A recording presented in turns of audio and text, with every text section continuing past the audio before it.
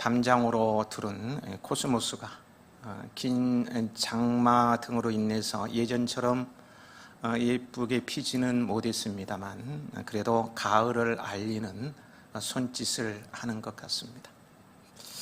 하나님의 섭리하심을 따라 찾아온 올 가을에는 코로나19로 인한 시름을 털어내고 일어서는 우리 해야인들이 다 되시길 소망합니다.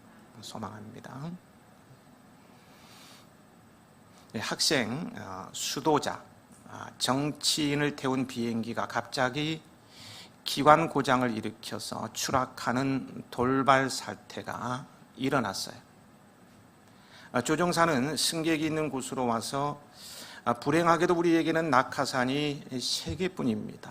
나는 이 사고를 보고해야 하겠기에 낙하산 배낭 하나를 가져야만 합니다 하고 뛰어내렸습니다.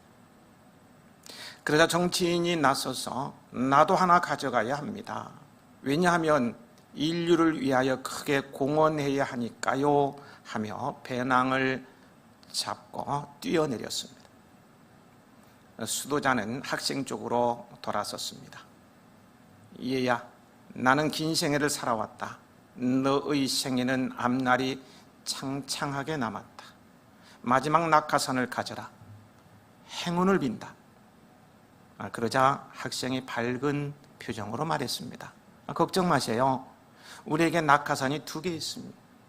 2번째 뛰어내린 분은 제 짐 보따리를 가져갔습니다.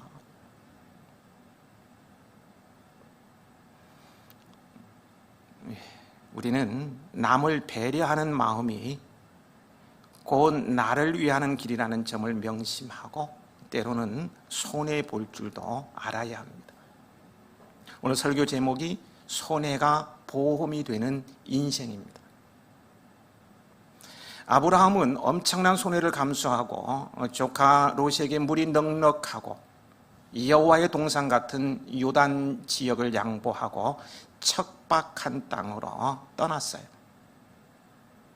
당장에는 큰 손실이 아닐 수 없었습니다. 어마어마한 손해였습니다. 하지만 롯은 소돔과 고모라 성의 멸망과 함께 모든 것을 잃고 말았지만 아브라함은 복이 될지라, 복이 될 수 있었습니다. 그로 인해 모든 민족이 복을 받았고 그의 자녀 손손들이 복을 받았어요. 손해가 보험이 된 거예요. 이런 아버지로부터 양보하는 마음과 손해보는 미덕을 배우고 자란 이삭 또한 손해가 보험이 되는 인생이었다라고 할 수 있을 거예요. 이삭이 블레셋 땅에 거할 때의 일입니다. 그 땅에서 농사를 지어 그의 100배나 얻었어요. 하나님께서 그에게 복을 주심으로 창대하고 왕성하여 마침내 거부가 된 것입니다. 아브라함에게 복을 주시겠다고 하신 하나님께서 그의 아들 이삭에게 이렇게 엄청난 복을 주신 것이죠.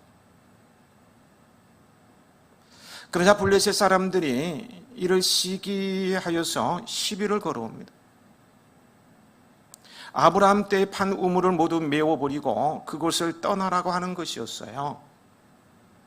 이삭은 정말 억울했지만 자기를 시기하여 내쫓는 블레셋 사람들과 다투지 않고 그는 그 길로 그랄 골짜기로 이사를 하게 됩니다. 이때 참 많은 손해를 받습니다. 그랄에 도착하자마자 이삭은 우물을 파기 시작합니다. 그들에게 있어서 우물은 양과 가축들에게 물을 먹이기 위해서 없어서는 안 될 아주 중요한 것이었어요. 그래서 가장 먼저 하는 일이 우물을 파는 일이었습니다. 그런데 우물을 파는데 성공을 하자 그랄 사람들이 들이닥쳐서 자기네 우물이라면 이삭의 목자들과 싸우기 시작합니다. 목축업을 하는 그들에게 있어서 우물은 생활의 기반이었습니다. 그래서 다른 것은 빼앗겨도 우물은 빼앗겨서는 절대로 안 되는 거예요. 최소한의 삶을 위해서라도 말이에요. 그것을 양보한다는 것은 엄청난 손실이 아닐 수가 없습니다. 그럼에도 시비를 걸어올 때마다 매번 손해를 감수하고 떠나는 것을 보게 됩니다. 결국 어떻게 되었습니까? 이삭은 엄청난 손해를 본 것 같지만 실제로는 남는 장사였어요. 매번 우물을 양보하고 새롭게 우물을 팔 때마다 물줄기를 찾아내는 것을 보면서 블레셋 왕 아비멜렉의 태도가 달라집니다. 긴장하게 돼요. 그가 하나님이 함께하는 사람이라는 사실을 이제는 인정하고는요, 군대 장관을 앞세우고 찾아와 평화 조약을 맺을 정도로 이삭은 강성하여졌어요. 마침내 거부가 되었을 뿐 아니라 하나님이 함께하는 사람으로 인정받고 일개의 나라의 왕이 두려워하는 강한 자가 되었던 거예요. 손해가 보험이 된 인생 맞습니다. 이런 이삭의 모습은 때로는 화끈하게 손해도 볼 줄 아는 통 큰 사람이었습니다. 통 큰 사람 할 때 통이란 다른 사람의 마음을 담아낼 수 있는, 다른 사람의 마음을 담을 수 있는 내 마음의 크기를 말합니다. 통 크기는 아량이라고 할 수 있을 거예요. 깊고 너그러운 마음씨, 통 큰 아량이라고 할 수 있을 것입니다. 누구나 그러하듯이요, 자신에게는 엄청나게 관대합니다. 자신을 이해하고 변명하는 것에는 인색하지 않고요, 통이 참 큽니다. 엄청나게 커요. 반대로 다른 사람을 이해하고 받아들이는 것에 대해서는 무척 까다롭고 힘든 모습을 보입니다. 그런 통 큰 사람과 대비되는 사람을 가리켜서 어떻게 표현하는 것이 좋을 것 같습니까? 예전에 제가 종종 사용하기도 했던 저를 비유하는 말이기도 합니다. 통 큰 사람과 반대되는 말, 비유? 무엇이냐는 거예요. 밴댕이 소갈딱지, 밴댕이 소갈딱지. 예. 밴댕이 소갈딱지가 무엇입니까? 밴댕이는 청어과에 속하는 물고기로 하도 성질이 급해서 사람에게 잡히자마자 그냥 죽어버린다고 합니다. 그만큼 속이 좁아서 스트레스를 많이 받아 죽는 거겠죠. 소갈딱지는요, 마음속의 속된 말이에요. 밴댕이의 소갈, 즉 내장은 그 밴댕이의 겉 크기에 비해서 아주 작습니다. 따라서 밴댕이 소갈딱지란 아주 속이 좁은 사람을 두고 밴댕이라고 하는데, 이보다 더 좁아서 밴댕이 속의 아주 작은 내장 같은 사람을 뜻합니다. 이런 사람에게는요, 들어보세요. 이런 사람에게는요, 다른 사람의 말이 들어갈 틈이 없습니다. 심지어는 하나님의 말씀도 받아들일 만한 공간이 없어요. 그저 자기 생각에 도취되고 그것이 옳은 줄 알고 그렇게 살아갑니다. 이런 사람은요, 자기 생각과 다른 말만 하면 상처받고 화를 버럭버럭 내요. 그러니 자기와 함께하는 우군도 없고 큰 일도 못하고 존경받는 인물도 못 되는 거예요. 혼자 중얼중얼 떠들면서 다닐 수밖에 없어요. 여러분은 손해를 좀 보더라도 억울해도 하나님이 갚아주실 것을 믿고 주 안에서 통이 큰 사람이 되시기 바랍니다. 통이 커야 돼요. 적절한 표현이 될는지 모르겠습니다만 오늘 본문에서 또 한 사람의 밴댕이 소갈딱지 같은 사람을 보게 됩니다. 제가 이 사람 때문에 종종 위로를 받기도 합니다. 네, 성경에도 나 같은 사람이 있구나, 이런 생각에 말이에요. 누구입니까? 예, 하나님께서 니느웨 성의 사람들을 멸망시키지 않고 살려주신 것을 보면서 버럭 화를 내는 요나가 그입니다.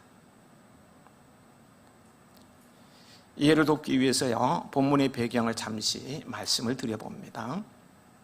이스라엘 민족이 둘로 나누어졌는데 북쪽은 이스라엘이고 남쪽은 유다입니다. 그런데 북쪽 이스라엘은 그 위에 있는 아수르 나라가 쳐들어와서 나라를 망하게 하고요, 많은 사람들을 포로로 붙잡아 갔습니다. 또 자국인과 타국인들을 이스라엘 땅으로 보내어서 그 땅에 남아있는 이스라엘 백성들과 혼인을 하게 함으로 이스라엘 혈통의 순수성을 잃게 만들었어요. 그래서 북이스라엘은 땅도 잃을 뿐만 아니라 국민 혼까지도 완전 잃어버리는 그런 나라로 만들어버린 거예요. 이런 아수르 나라는 한마디로 말하면 이스라엘 나라의 뭔 것 같아요? 한마디로 말하면 이스라엘 나라의 원수입니다. 왼수의 왼수. 그런데 오늘 본문에 나타난 니느웨 성은 이 원수의 나라 아수르의 수도 서울이라는 거예요. 그 수도가 죄를 많이 지어 하나님께서 더 이상 보실 수가 없어서 소돔 고모라와 같이 멸망시키겠다고 하십니다. 그래서 심판을 선언하시게 되었어요. 이 일을 위해 부름을 받은 선지자가 바로 요나였던 것입니다. 여기서 한 가지 생각하고 넘어갈 중요한 신학적 주제가 있는데요. 하나님께서는 한 나라를 심판하실 때 먼저 선지자를 통해서 말씀하지 않으시고는 절대로 심판하시는 일은 없다는 거예요. 비록 이방 나라라 할지라도요, 아주 못된 짓을 하는 사악한 국민들이라 할지라도요, 그것이 바벨론이건 애굽이건 아수르이건 어느 나라이든지 간에 선지자를 먼저 보내십니다. 회개할 기회를 주시는 거예요.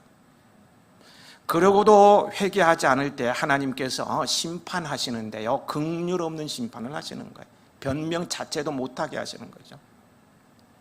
우리는 이 사실을 잊지 말아야 합니다. 왜 망합니까? 죄 때문에 망하는 것인가요? 물론 그렇습니다. 근원적인 문제를 따지면 죄 때문에 망하는 것이 사실입니다만요, 실제로는 죄 때문에 망하는 것이 아니에요. 많은 사람들은 왜 망하느냐? 죄 때문이다, 이렇게 말을 하면요, 듣는 사람 또한 모두가 긍정합니다. 그래, 죄 때문에 망하는 거야. 죄 때문에 어쩔 수 없지, 포기합니다. 죄가 원수죠. 그러나 생각해 보시기 바랍니다. 만약에요, 죄로 인해서 망한다면은요, 이 세상에 살아남을 사람이 몇 사람이겠어요? 단 한 사람도 없어요. 모든 사람이 죄를 범하였어요. 태어나는 순간부터 악을 가지고 다 죽었어요. 여러분 이 자리에 앉을 수가 없지요. 망했는데 어떻게 앉습니까? 이 세상에 살아남을 사람은 단 한 사람도 없습니다. 그럼 뭐 때문에 망하는 겁니까? 죄 때문에 망하는 것이 아니고 회개하지 않기 때문에 망하는 거예요. 주의 종인 선지자를 통해 주시는 마지막 통첩을 받고 회개하지 않기 때문에 망한다는 거예요. 개인도 그렇고요, 민족도 그렇고요, 사회도 마찬가지예요. 문제는 하나님의 말씀이 들려질 때 회개하지 않음으로써 멸망하게 되는 거예요. 그래서 우리는 다음 주간에 펼쳐지는 비장한 특별 새벽기도 주제를 I am sorry, 내 탓이요, 내 탓입니다 라고 정하게 된 것입니다. 회개함으로 망하지 말자는 거예요. 회개함으로 용서함 받고 다시 일어서자는 거예요. 주제가 뭡니까? 주제 선구가 뭡니까? 보십시오. 전단지에 전염병이 돌 때 회개하지 않으면 결국 망한다는 말이에요. 회개하라는 거예요. 우리 해안 모두가 이 특시에 동참하여서 나라도 살리고 교회도 살리고 나도 살리는 특세로 만드십시다. 만드십시다. 성경을 통해서, 강단에서 선포되는 말씀을 통해서, 세우신 목회자를 통해서 전달되는 메시지를 받고 회개하지 않을 때, 그것이 마지막 통첩이라면 무너집니다. 망합니다. 깨달음을 주시면 그대로 행하시기 바랍니다. 하나님께서는 40일 후에 니느웨 성이 무너진다는 마지막 통첩을 위해 요나 선지자를 보냈습니다. 이 마지막 통첩에는 경고를 받고 회개를 하면 용서하시겠다는 하나님의 깊은 뜻이 내포되어 있었던 거예요. 40일 후에는 망한다라고 선포했지만은 그 이면에는 회개하면 용서해 주시겠다는 하나님의 깊은 뜻도 내포되어 있다는 거예요. 그런 하나님을 요나는 잘 알고 있었습니다. 거기 2절 후반부에 보면은요, 주께서는 은혜로우시며 자비로우시며 노하기를 더디하시며 인애가 크시사 뜻을 돌이켜 재앙을 내리지 아니하시는 하나님이신 줄을 내가 알았음이니이다. 그는 하나님이 회개하는 자를 용서하신다는 사실을 알고 있었어요. 아무리 극악무도한 나라라 할지라도 회개하면 하나님은 반드시 용서하시는 은혜로우신 분, 자비로우신 분, 인애가 크신 분이라는 것을 알고 있었다는 거예요. 그래서요, 그는 혹시라도 이 왼수의 도성이 회개할까봐 걱정이 되어서 안 가겠다고 막 버팅기다가 다시스로 도망을 갑니다. 밴댕이 소갈지 같은 그의 마음에 하나님의 말씀을 받아들일 공간이 없었던 거예요. 도망가던 그가 어떻게 되었습니까? 여러분이 잘 아시는 대로 큰 물고기 뱃속에 들어가게 되었고요. 거기서 사흘 동안 있으면서 뭐 합니까? 회개합니다. 회개하면 하나님은 반드시 기회를 주세요. 누구에게나. 회개함으로 다시 한 번의 기회를 얻고 니느웨 성으로 가게 됩니다. 이렇게 니느웨 성에 다다른 그런 3장에 보면은 뭐라고 외칩니까? 40일이 지나면 니느웨가 무너지리라. 멸망을 선포한 거예요. 40일 후에는 왼수의 나라 너희는 망한다 이거죠. 그런데요, 놀라운 일이 벌어졌습니다. 그의 마지막 통첩을 듣고 왕으로부터 백성까지 죄를 무릎 다 회개하는 것이었습니다. 그러자 하나님께서는 그들을 용서하게 됩니다. 요나의 우려, 염려가 현실화되고 만 것입니다. 그러자 요나가 못마땅해 합니다. 하나님께서 하시는 일이 마음에 안 들었어요. 그래서 본문 1절, 2절에 보면은 요나가 매우 싫어하고 성내며 여호와께 기도하여 이르되 여호와여 내가 고국에 있을 때에 이러하겠다고 말씀하지 아니하였나이까. 그러므로 내가 빨리 다시스로 도망하였습니다. 뭐예요? 내 이럴 줄 알았다는 거예요. 그는 하나님의 처사가 못마땅한 것입니다. 그래서 버럭 화를 내며 하나님을 원망합니다. 그리고요, 원망할 뿐만 아니라 괴로워하고 싫어하고 그 다음에 죽기를 소원하고 있어요. 3절입니다. 3절 같이 읽어보실까요? 여호와여 원하건대 이제 내 생명을 거두어 가소서. 사는 것보다 죽는 것이 내게 나음이니이다 하니. 나 이런 꼴 보고 사느니 차라리 죽고 싶습니다. 하나님께서 니느웨 성 사람들을 용서해 주어서 그들에게 기회를 주어서 다시 사는 꼴을 보느니 차라리 죽고 싶습니다. 완전히 뭐예요? 밴댕이 소갈딱지 같은 사람입니다. 아니, 죽을 사람이 살았다면 잘 된 것 아닙니까? 기뻐해야 할 일 아니에요. 근데 니느웨 성이 회개하고 구원받은 것을 보면서 차라리 이런 꼴 보느니 내가 죽고 싶습니다. 이게 선지자가 할 말입니까? 신앙이 있다고 하는 사람이 할 말인가요, 여러분? 그런데 말입니다. 이것이 오늘 나의 모습은 아닌가요? 내가 그렇게 싫어하는 원수 같은 그 사람이 잘 되는 거 보면 눈꼴 사나워서 못 봐. 밥맛이 떨어지고 하나님 앞에 따지고 왜 그만 그렇게 잘 됐냐고.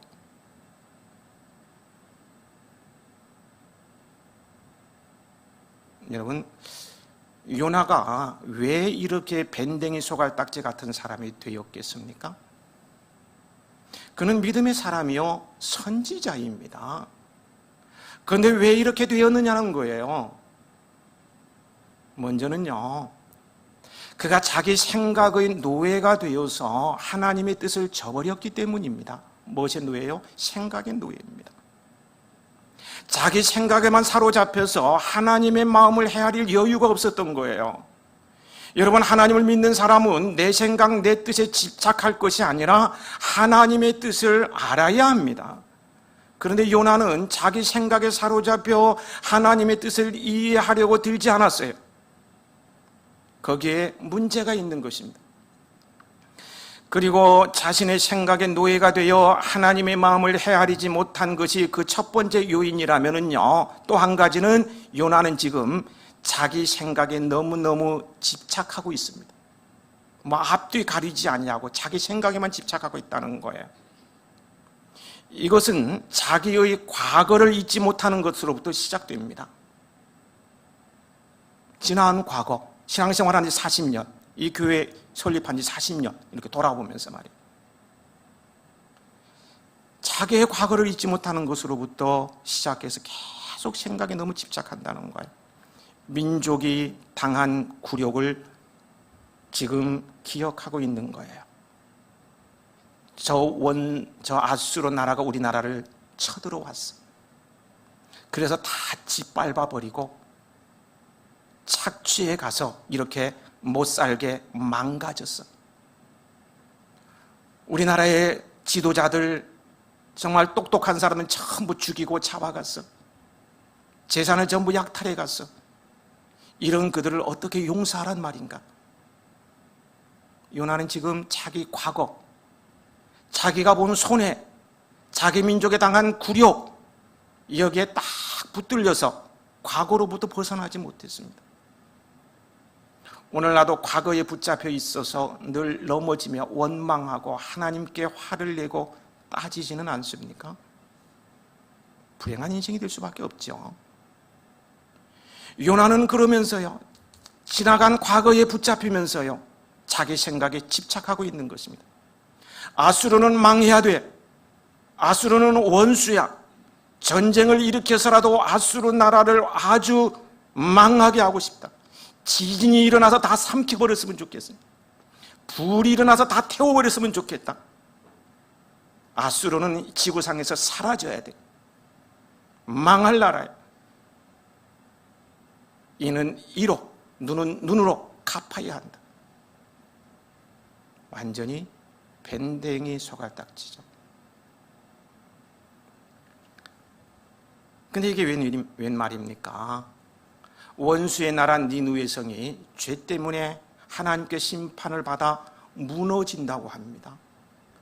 저절로 손 안 대도 무너진다는데 얼마나 잘된 일입니까? 주권을 잃어서 어디 주권을 회복할 기회도 없는데 저절로 그 니느웨가 멸망한대요. 하나님께서 멸망시킨대. 얼마나 잘된 일입니까? 막 통쾌하게 생각하고 있었습니다. 그러나 그것은 하나님의 뜻이 아니었습니다. 여러분, 내가 미워하는 사람이 잘못되는 것 하나님의 뜻이 결코 아닙니다. 통쾌하고 고소하게 생각할 일이 못 돼요. 만약에 내가 미워하는 사람, 왼수같이 여기는 사람이 잘 되는 것을 보면서, 잘못되는 것을 보면서요, 통쾌하다 이런 생각이 든다면요, 그것은 마귀적인 것입니다. 그러면 사탄이 뭐라고 한다고요? 따라해 보시고, 넌 어떻게 나를 쏙 빼닮았냐? 마귀적이에요.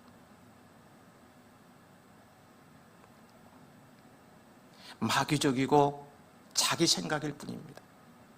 이처럼 자기 생각의 노예가 되어 하나님의 마음을 헤아리지 못하고 자기 생각에만 집착해 있었기 때문에 요나는 니느웨 성이 구원함을 받은 것을 받아들일 수가 없어서 하나님께 버럭 화를 내면서 대들었던 거예요. 오늘 나에게는 이런 모습이 없기를 바랍니다. 오늘 요나는 어떻게 해야 할 사람입니까? 니느웨 성의 구원을 바라보면서 멸망당할 수밖에 없는 그 나라 백성들을 하나님께서 기회를 주시고 살려주신 것을 바라보면서 하나님의 큰 뜻을 알고 하나님의 구원하심을 찬양하며 감사해야 합니다. 그러나 그러해야 할 시간에요, 사는 것보다 죽는 것이 낫습니다. 자기의 생각대로, 자신의 의도대로, 자기가 기도한 대로 되지 않자 죽기를 바라고 있습니다. 그는 자기와 자기 나라를 괴롭힌 원수의 나라 아수르가 구원을 받는 것을 보면서 어딘가 손해보는 것 같았던 거예요. 우리는 이렇게 고통을 당했는데 우리에게 그런 고통을 안겨준 나라가 용서함을 받는 것을 보면서 굉장한 피해의식을 가진 거예요. 당연히 망해야 할 나라를 용서하고 구원을 얻게 하는 하나님의 처사를 그는 못마땅하게 여기며 하나님을 향해 화를 버럭내며 대들고 있는 거예요. 이런 그를 하나님은 끝까지 설득하시는 것이 오늘 본문입니다.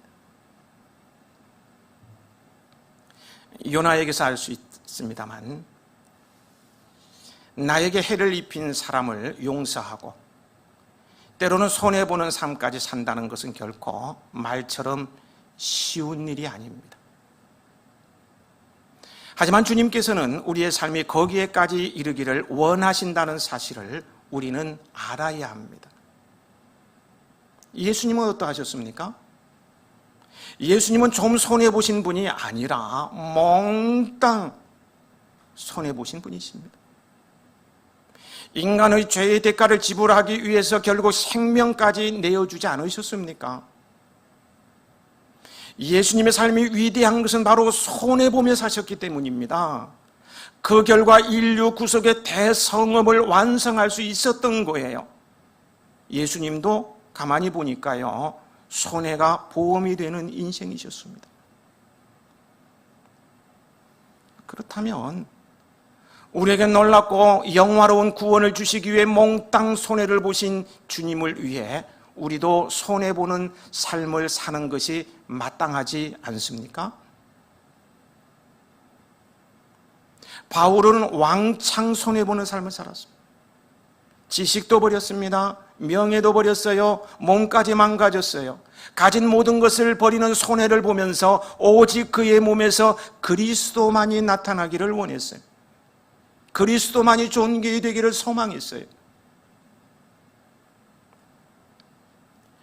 코로나19가 외형적으로 괄목할 만한 성장을 해온 한국 교회가 세계 교회사에서 이런 짧은 기간에 이렇게 성장한 나라가 교회가 없습니다. 한국 교회가 유일무이합니다. 이렇게 괄목한 성장을 해온 한국 교회가 이제는 손해보는 삶을 살라고 가르치고 계시는지 모르겠어요. 교회 건물 크게 지은 걸 자랑하고 교인 많은 것을 자랑하고 세계의 가장 큰 교회 10대 교회가 한국에 있다. 50만이다. 우리는 30만이다. 사업도 어마어마하게 국제적인 사업을 하고 막 서로 경쟁하고 막 큰 거 더 많이 가진 거 손해볼 생각은 안 하고 그냥 작은 교회 앞에 버스 세워놓고 교인들 다 태워서 큰 교회 데려가고 크게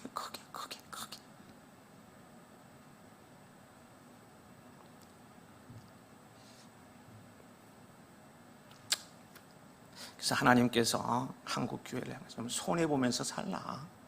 좀 손해 좀 보라. 큰 교회부터 시작해서 손해보라. 그런 사인으로 지금 어려움을 주시지 않나. 지금 한국 교회가 엄청나게 손해보고 있어요. 어떤 기사에 보니까 대형 교회 180교회가 매매로 나왔답니다. 이게 보통 일이 아니죠. 보통 일이 아니에요. 손해보는 것이 보험인데 말이에요. 그냥 내배치우고 내 크게 좀 안타깝습니다. 우리가 회개해야 돼요. 손해보면서 살아야 돼요. 국가적으로 볼 때도 그렇습니다. 국제적인 위상을 생각할 때 국제사회에서 손해보는 삶을 우리는 살아야 합니다. 분쟁과 가난과 질병으로 고통을 겪고 있는 나라와 민족들을 위해서 희생해야 한다는 거예요. 기근에 허덕이는 북한 주민을 위해서요, 이데올로기를 떠나 통 크게 도와주어야 합니다. 진영 논리를 떠나서 도와주어야 해요. 이 땅에 복음화를 위해서요, 미국을 비롯한 서방 기독교 국가 교회들이 선교사를 보내었고요, 그들은 6.25 한국 동란 때는 수많은 자국의 군인들이, 젊은이들이, 장래가 촉망한 사람, 나라를 짊어져야 할 그 젊은이들이 전사를 해야 하는 막대한 손해까지 감수했습니다. 그러면서 그들은 자유를 지켜냈고 인류애를 실천하였고요, 복음을 전했던 것입니다. 그런 나라들이 잘 되고 있습니다. 세계사를 주름 잡고 있습니다. 손해가 보험이 된 것 아닌가요? 때로는 손해도 볼 줄 아는 통 큰 형님다운 모습을 보이는 한국교회와 우리 해화교회, 그리고 대한민국이 되기를 소망합니다. 손해보기 위해서는 첫째, 하나님의 뜻을 헤아려야 합니다. 앞에서 말씀드렸죠. 둘째는요, 자기를 부정해야 합니다. 자기의 세계를 먼저 부정하고 십자가에 달리신 다음 다시 이 세계를 긍정하며 돌아오신 예수님의 삶에서 우리는 이것을 배워야 해요. 부정의 부정은 긍정입니다. 자기가 갇혀있는 경계를 깨뜨리지 않고는요, 다른 경계로 들어갈 수 없습니다. 깨부셔야만이 다른 경계로 넘어갈 수가 있어요. 내가 손해보지 않으면 앞으로 절대로 전진할 수 없습니다. 울타리 안에서 걸어만 다니는 사람이 되지 마십시다. 어떤 사람은 한결같이 자신의 울타리 안에서만 걸어 다니는 안타까운 모습을 보게 됩니다. 그 울타리를 벗어나지 못해요. 생각의 울타리 안에 꽉 닫혀 있어서 다람쥐 채바퀴 도듯이 그 울타리 안에서 뱅뱅 도는 거예요. 뭐 달라지는 것 같다면 도루묵이요. 울타리를 벗어나지 못하는 거예요. 왜 인생을 그렇게 피곤하고 외롭게 삽니까? 자기를 부정해야 됩니다. 셋째는 은혜의 법을 따라야 합니다. 우리는 율법 아래에 있지 않고 은혜의 법, 곧 성령 안에 있기 때문입니다. 이는요, 이는 이로, 눈은 눈으로 갚는 것은 율법 아래에 있는 것입니다. 내가 당했으니까 너도 당해야 된다. 내가 힘들었으니까 너도 힘들어야 된다. 지난번에 나에게 모욕을 줬지, 너도 모욕 한번 당해봐. 이게 전부 율법 아래에 있는 거예요. 은혜의 법 아래에 있는 사람은 십자가의 대속의 은혜를 생각하며 사랑으로 행하게 됩니다. 악을 악으로 갚지 않고 선으로 갚아요. 우리는 무엇을 사랑하게 되면요, 손해도 감수합니다. 사랑하는 그 사람의 행복을 위해서라면요, 손해봐도 하나도 아깝지 않습니다. 때로는 엄청난 손해를 감수하기도 합니다. 사랑하는 그 사람을 위해서라면 엄청난 손해도 감수해요. 은혜를 하기 때문입니다. 예, 우리가 10주간 행했던 헤아림 텃밭 야채 나눔도 보세요.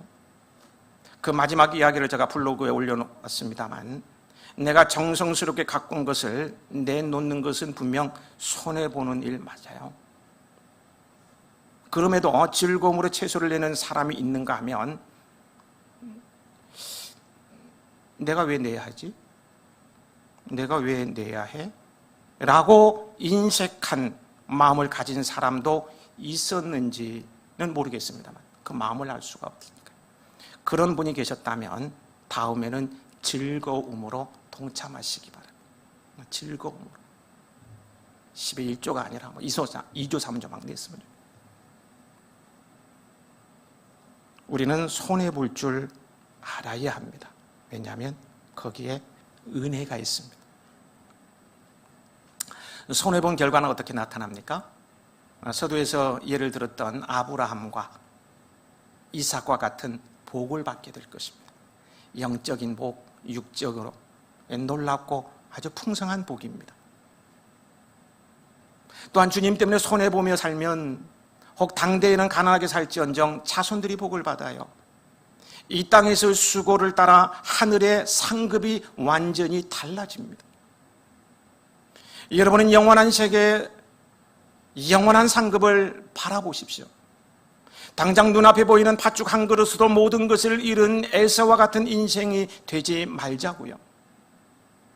이 세상은 어차피 없어질 세상입니다. 거기에 목숨을 거는 어리석은 인생이 되어야 되겠습니까? 없어질 것 같고 뭐 그렇게 아웅다웅 삽니까?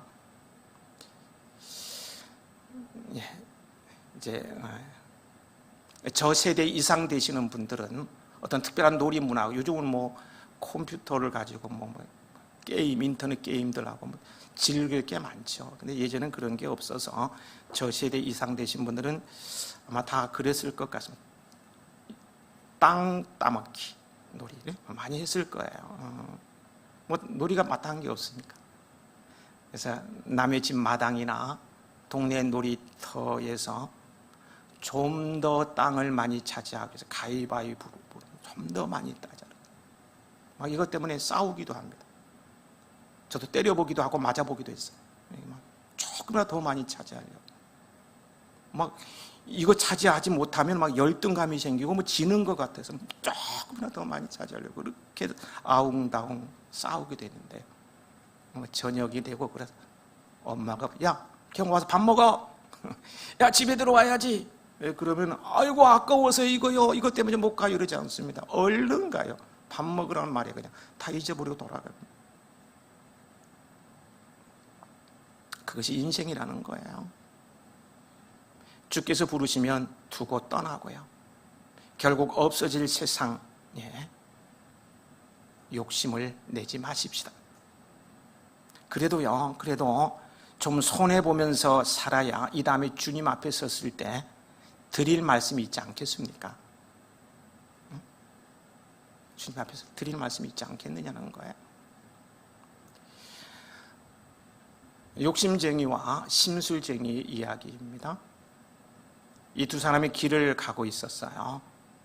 이때 사람의 모양으로 나타난 한 천사가 이 두 사람과 동행을 하게 되었습니다. 서로 이런 이야기 저런 이야기를 하면서 길을 걷게 되었는데요. 이제 서로 헤어질 시간이 되었습니다. 그때에 천사가 말합니다. 덕분에 외롭지 않게 잘 왔습니다. 보답으로 두 분의 소원을 들어드리겠습니다. 다만 먼저 말하는 사람의 소원을 들어주되 다음 사람에게는 그 2배의 소원을 들어드리겠습니다. 먼저 말하는 사람의 소원을 들어주되 다음 사람에게는 그 2배의 소원을 들어드리겠습니다. 그러자 욕심쟁이와 심술쟁이 두 사람은 서로 아무 말도 하지 않았습니다. 내가 먼저 말하면 저 친구가 2배나 되는 소원을 이루겠지. 그러니 절대 내가 말할 수 없어. 서로 상대가 먼저 말하기를 기다리면 눈치만 보고 또 눈치 보고 하다가 시간이 꽤 흘러갔습니다. 그중에 욕심이 더 많은 욕심쟁이가 야, 어서 말해. 먼저 말하자면 죽일 거야 하면서 심술쟁이 목덜미를 잡고 욱박질. 분위기는 금세 험악해졌어. 그래서 힘이 붙여서 상대방에게 먼저 얻어맞은 심술쟁이가 욕심쟁이에게 얻어맞은 심술쟁이가 입을 열어서 이렇게 말했습니다.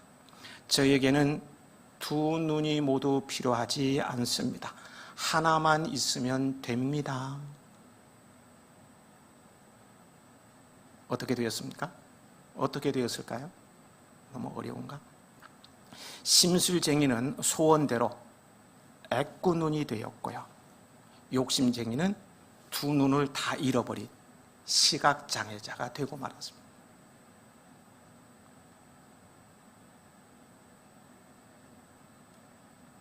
그냥 웃을 일이 아니죠. 지나친 욕심이 두 사람을 다 망쳐놓은 것입니다. 남을 배려하는 마음이 곧 나를 위하는 길도 된다는 점을 명심하고요. 때로는 손해도 볼 줄 아는 성숙한 그리스도인이 되어 살아가십시다. 손해보고는 못 살아. 나 손해보니 절대로 못 살아 하면서 피곤하게 살지 말고요. 때로는 손해도 보아가면서 여유 있게 살아가는 그래서 주 안에서 손해가 보험이 되는 인생이 되시길 축복합니다.